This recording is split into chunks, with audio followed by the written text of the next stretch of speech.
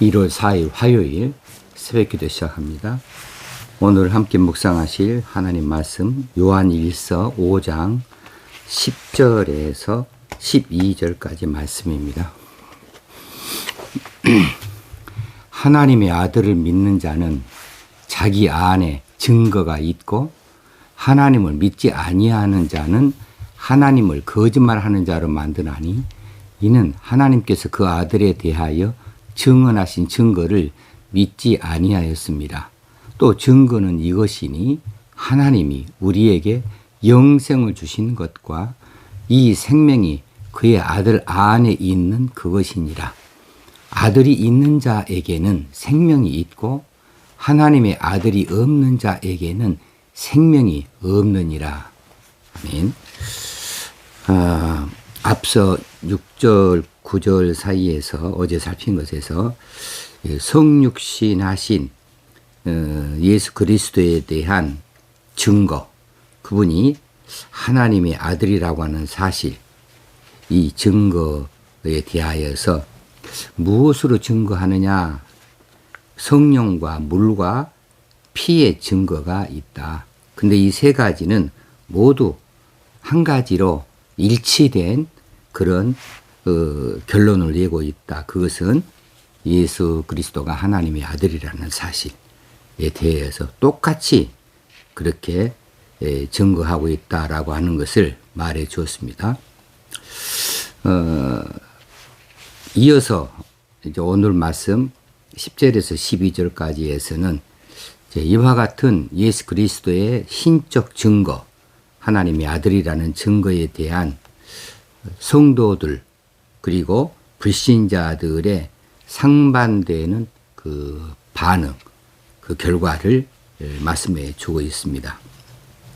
하나님의 아들을 믿는 자는 자기 안에 증거가 있고, 여기서 증거는 뭐 6절에서 말하는 물과 피와 성령으로 말하는 증거를 말하고 있고, 9절에서는 이 증거를 하나님이 증거라고 이렇게 밝힌 바가 있습니다.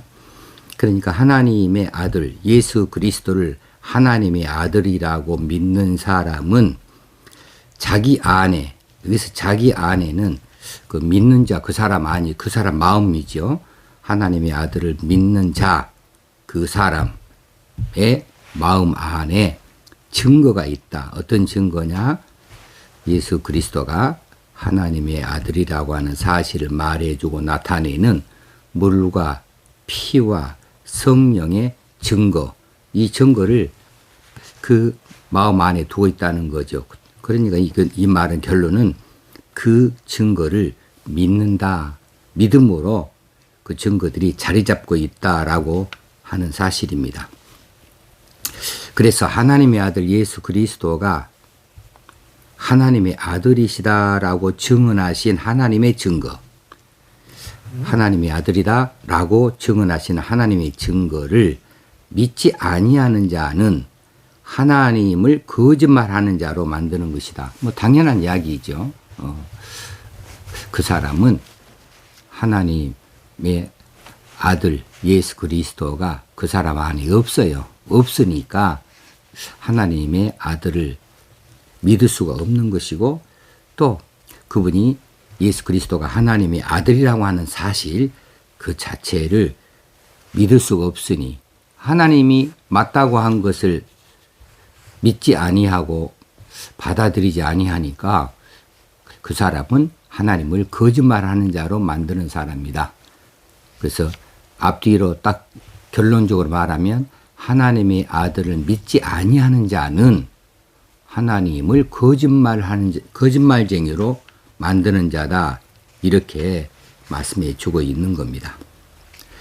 11절에 또 증거는 이것이니, 또 다른 증거가 있어요. 또 증거는 이것이니 하나님이 우리에게 영생을 주신 것과 이 생명이 그의 아들 안에 있는 그것이니라. 자, 여기서 좀 다른 말씀을 또 이제 전개시켜 놓고 있어요. 또 증거는 또 한 가지, 또 증거는 이런 증거도 있다. 이런 증거가 있는데 그것이 무엇이냐 하면은 하나님이 우리에게 영생을 주신 것, 여기서 말하는 영생은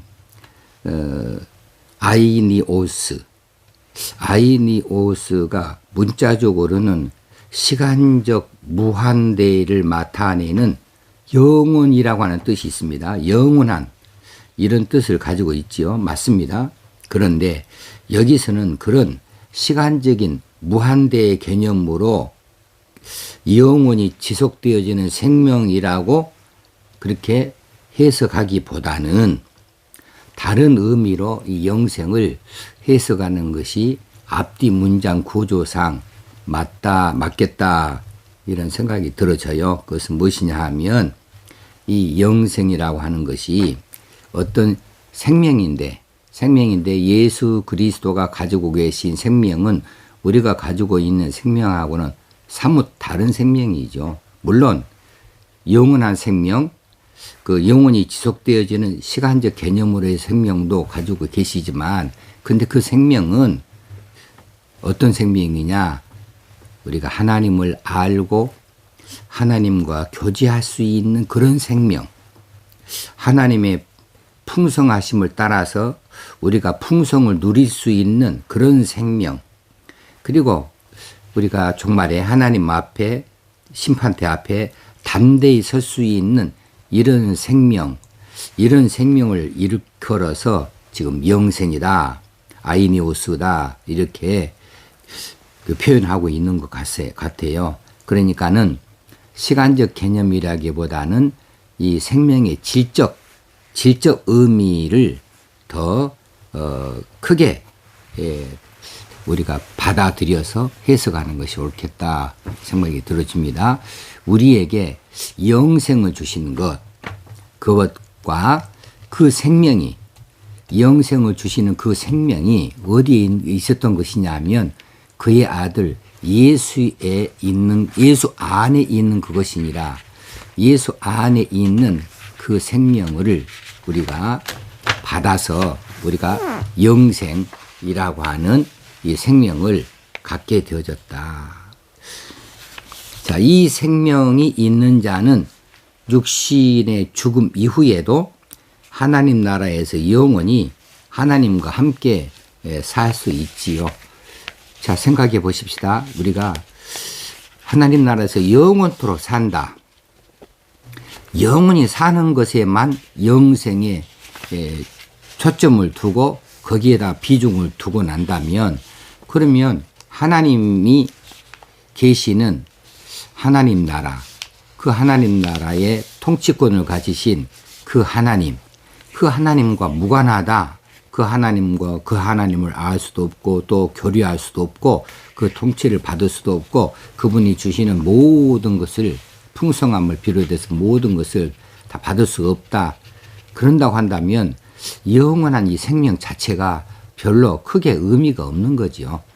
그런데 그것과 달리 하나님 나라에서 우리에게 주시는 이 영생은 하나님과 함께하는 삶으로서의 영원한 생명입니다.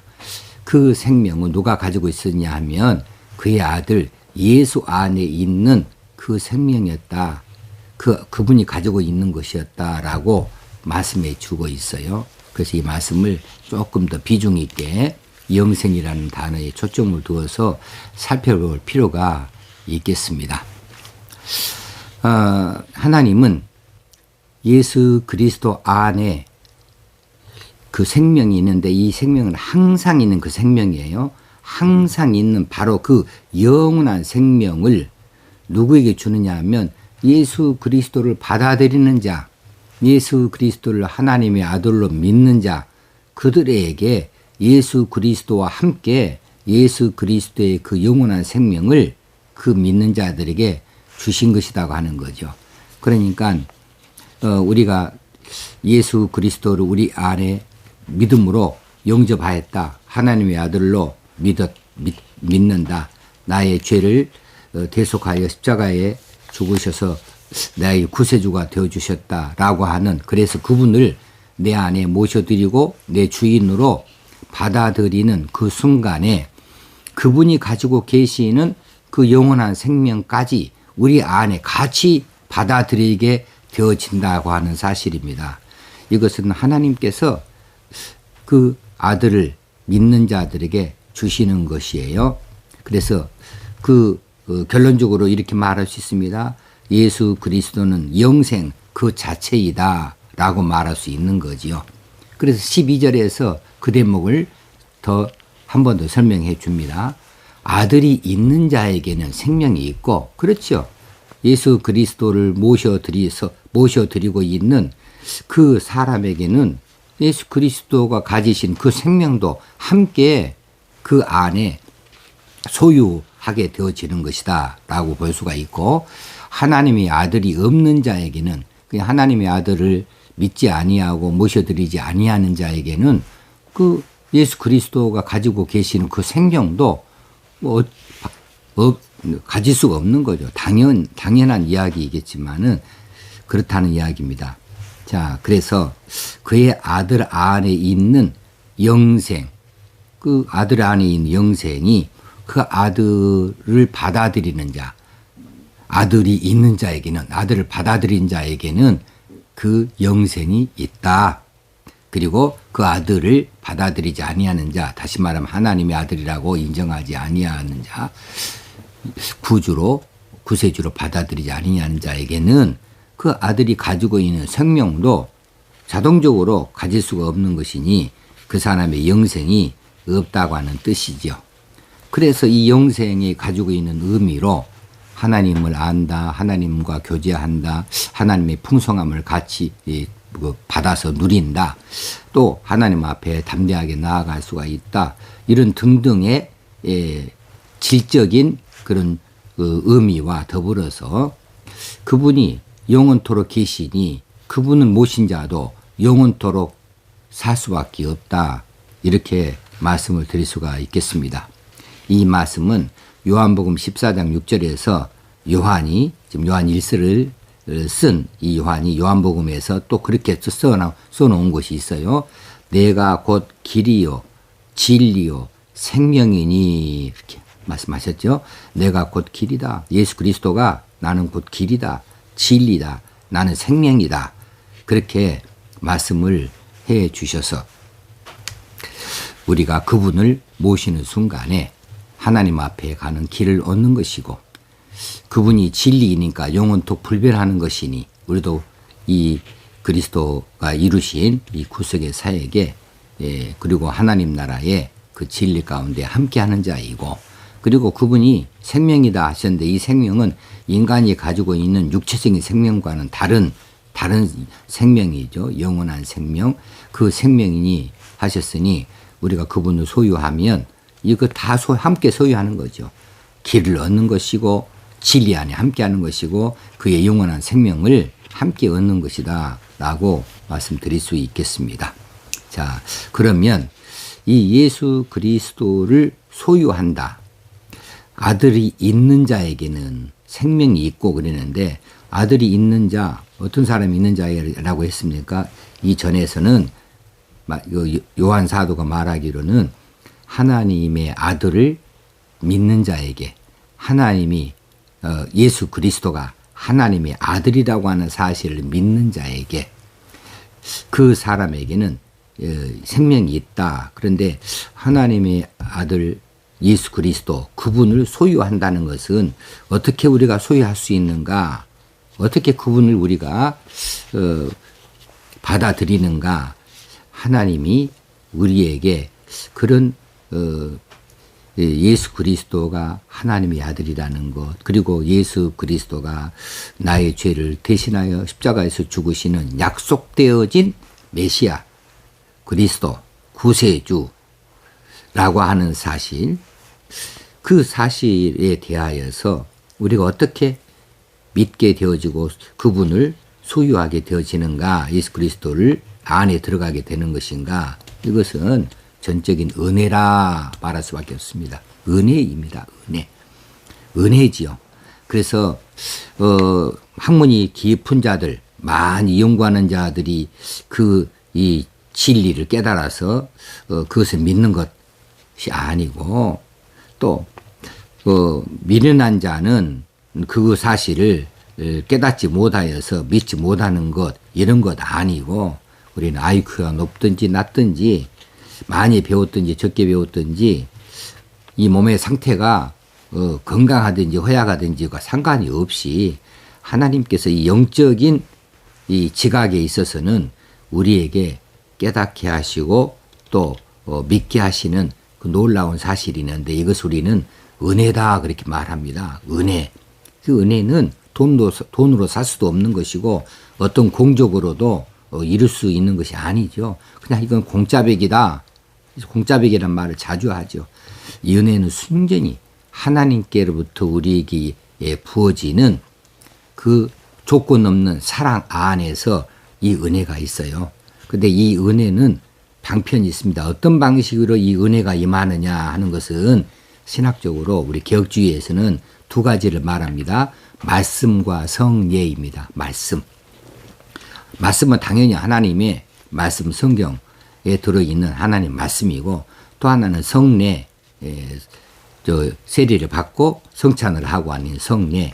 그 은혜의 방편을 두 가지로 말을 해요. 말씀이다. 말씀을 읽다가 혹시는 설교를 들을 때에 말씀과 함께 임하시는 예수 그리스도를 만나게 되어지고 또 믿게 되어지고 또 그분을 경험하게 되어지는 거지요. 이것을 은혜다 그래요. 은혜 받았다 이렇게 말씀들을 하는데 이것을 은혜라고 합니다. 또한 그 성례를 통하여서 은혜를 받는데 이 성례는 세례나 성찬을 통하여서죠. 자, 예수 그리스도를 구주로 고백하는 자에게 물로 그 증거를 삼게 하는 것이 물세례인데 혹시는 성령 세례는 물세례 이전에 자신이 예수 그리스도를 구주로 영접하게 되어지는 체험을 하는 거죠. 이런 일들을 통하여서 물세례나 성령 세례나 이런 것들을 통해서 예수 그리스도를 체험해요. 그분을 믿게 되어지고 경험하게 되어진다. 이것이 은혜고요. 또 성찬은 그렇죠. 성찬은 예수 그리스도의 십자가에서 흘리신 피와 찢기신 살을 기념하고 나누는 이것이 성찬인데 이 성찬식을 통하여서 예수 그리스도가 나의 구주이시다. 나의 죄를 대신해 십자가에서 이렇게 돌아가셨다. 그렇게 해서 내가 죄사함 받았다라고 하는 그 증거 삼는 일, 그 행위를 통하여서 예수 그리스도와의 연합을 맛보게 되어지는 거죠. 이런 것들이 다 은혜다라고 하는 겁니다. 자, 우리는 예수 그리스도를 하나님의 아들로 믿게 되어지는 은혜를 이미 받았고 그것을 고백하여서 이제 하나님의 나라에 편입이 된 자들이고 하나님의 나라를 간직한 자가 되어졌고 이제 예수 그리스도 우리 심령 안에 들어오게 되어지고 우리는 그분의 말씀 안에 거하는 자가 되어져서 그분께서 가지고 계시는 생명을 이미 가진 자입니다. 소유한 자들이죠. 그래서 우리는 12절에 있는 대로 아들이 있는 자입니다. 아들이 있는 자. 그 자는 그런 사람은 아들 안에 있는 생명도 가진 자가 이미 되어졌다는 사실이에요. 그래서 이 땅에서 이미 우리는 그렇게 고백하고 믿음으로 영접하고 또 그렇게 고백을 드리는 순간에 이 땅에서 이미 그분의 생명, 다시 말하면 영원한 생명이 이 땅에서 시작됐다. 죽은 다음에 이게 시작되는 것이 아니라 우리는 이미 그분을 믿어서 이미 그분의 생명까지 우리 안에 모셔들게 되어졌다라고 하는 사실이죠. 그러면 우리는 어떻게 할 것인가? 이제 영원한 생명의 기쁨을 누리고 살아야죠. 누리고 살아야 됩니다. 그리고 이제는 하나님 나라 백성으로서 힘있게 그 사명을 다하는 이런 결심과 결단과 그런 구체적인 이 사랑의 삶을 나타내야 될 줄로 믿습니다. 2022년도에 우리가 요한 1서에서 가르치는 대로 서로 사랑하자. 하나님 안에 있는 자는 사랑하는 자이다. 사랑을 받은 자는 사랑을 나눌 수밖에 없다라고 하는 사실을 다시 한번 상기하면서 어찌하든지 우리가 변화되어지는 삶을 살아야겠다. 내가 있는 자리, 내 삶의 자리가 변화되어져야 되는데, 변화되어지려면 첫 번째가 내가 변화되어져야 되죠.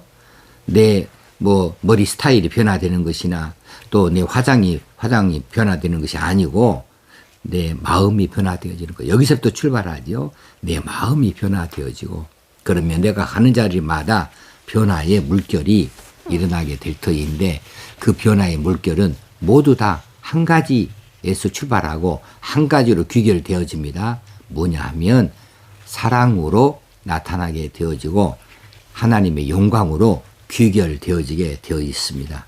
오늘 1년 이렇게 하나님의 백성으로서, 하나님의 자녀로서 힘 있는, 복 있는 이런 삶을 살고 기쁨과 감사가 넘치는 한 해를 함께 살아갈 수 있게 되어지기를 주의 이름으로 축원합니다. 하나님 아버지, 오늘도 이처럼 우리에게 가르쳐 주시고 말씀하여 주시니 감사합니다.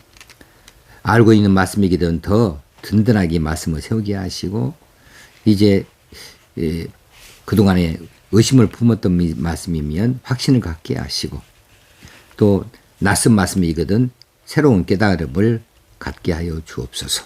그래서 모두 다 결론적으로는 영원한 생명을 얻은 자로서 그 기쁨을 누리고 그 나라의 백성으로서 당당하게 긍지를 가지고 이 땅에서 우리에게 부여되어진 귀한 사명들을 잘 감당할 수 있게 하여 주옵소서. 그 사명이 서로 사랑인 줄로 믿습니다. 위로는 하나님을 사랑하고 그리고 우리 서로 사랑하는 줄인 줄 알아서 이 일들을 잘 할 수 있도록 성령께서 힘주시옵소서. 인도하여 주옵소서. 예수님의 이름으로 기도합나이다. 아멘. 1월 4일 오늘 하루도 하나님 영광을 거두시는 귀한 삶 우리가 힘있게 살아가십시다. 감사합니다.